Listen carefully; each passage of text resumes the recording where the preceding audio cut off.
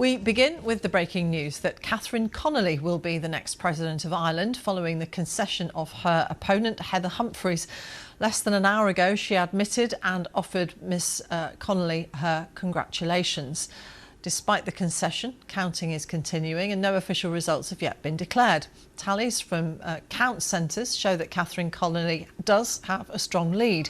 She's an independent member of the Irish Parliament whose campaign has been supported by left-wing opposition parties, including Sinn Féin. Let's speak to our Ireland correspondent, Chris Page. What are the tallies showing, Chris?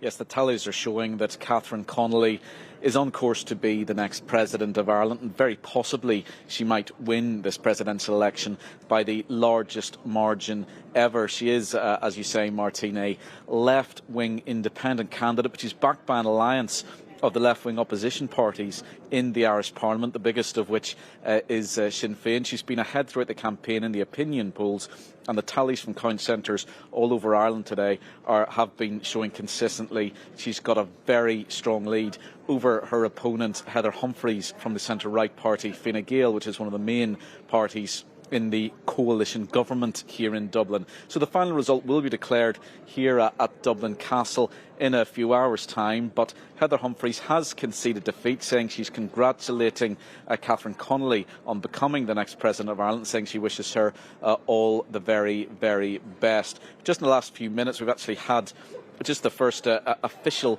figures from a count centre, and that is from a constituency in Cork City. It's put Catherine Connolly on 64% of the first preference vote, Heather Humphreys on 28%, but a very high proportion of spoiled ballots. That proportion is running to more than 10% in that constituency in Cork. And again, that is something that we're seeing reflected across the country. And it's emerging as really another big story out of this election. People deliberately spoiling their ballots. In the main Dublin count centre I was earlier this morning, we saw many ballot papers with messages written on them about issues such as immigration and crime, very strongly worded, some of them, to say the least. So politicians, particularly from the government parties, have been out today saying they've got to take this seriously. This is a significant message about the number of people in this country who feel disaffected by politics in general, and also by the two candidates on the ballot paper. But that's putting all that aside. This very much is Catherine Connolly's day. She's on course for a landslide victory in this presidential election. What powers does the President have to fix some of the things that people are vexed about? Well, it is a largely ceremonial role, but the President of Ireland has significant influence in shaping the national debate, establishing the nation's values, some would say, and also in representing the country abroad. So Catherine Connolly is a veteran left-winger.